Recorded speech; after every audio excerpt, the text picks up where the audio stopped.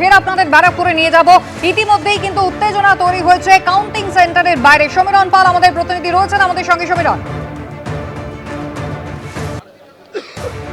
হ্যাঁ কুসুমিতা, দেখো সকাল থেকে ব্যারাকপুর রাষ্ট্রগুরু সুরেন্দ্রনাথ কলেজের সামনে লম্বা লাইন কাউন্টিং এজেন্টের এবং স্লোগান, জয় বাংলা স্লোগান এবং জয় শ্রীরাম স্লোগান। এই মুহূর্তে আমি ক্যামেরাম্যান অজয় দাসকে কৌস্তব বাগচি এখানে দাঁড়িয়ে রয়েছেন এবং তার সামনে জয় বাংলা স্লোগান। আপনাকে বারবার স্লোগান দেওয়া হচ্ছে, কি বলবেন?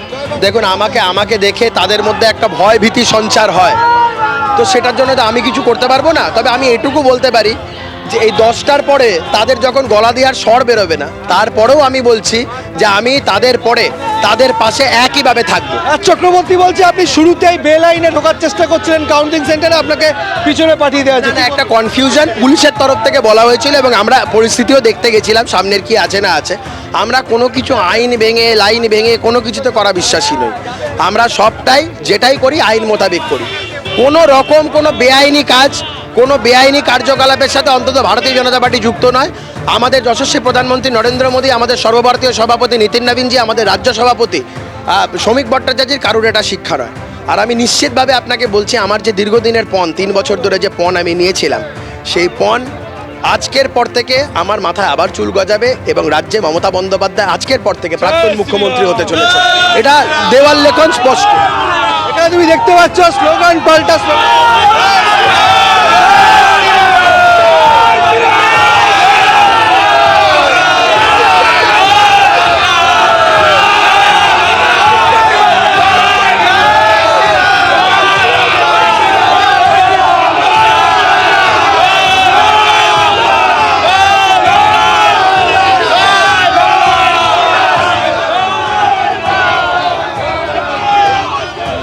অর্থাৎ স্লোগান পাল্টা স্লোগান। তুমি দেখতে পাচ্ছ যে কৌস্তব বাগচিকে ঘিরে জয় বাংলা স্লোগান দেওয়া হচ্ছে এবং কৌস্তব বাগচির তরফ থেকেও জয় শ্রীরাম বলা হচ্ছে। তিনি যেটা বলছেন যে রাজ্যে বিজেপি সরকার আসছেন এবং আমরা লাইনে আছি, ওরা বেলাইনে। আমরা লাইনে আছি, ওরা বেলাইনে। বিজেপি বেলাইনে, আমরা লাইনে। দেখো,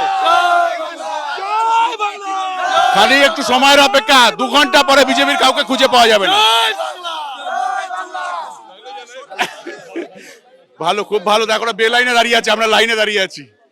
এখন স্লোগান দিয়ে নিক, এরপর আর গলা দিয়ে আওয়াজ বেরো না।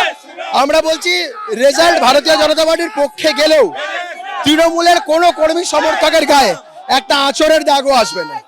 পরিবর্তন হলে প্রশাসন কেমন হয় সেটা আমরা দেখাবো। এই রাজ্য প্রথমবার দেখবে।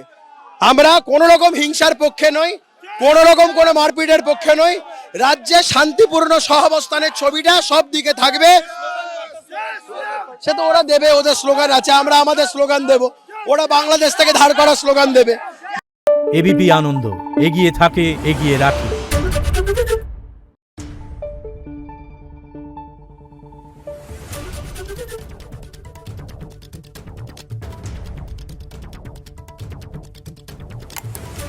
Thank you.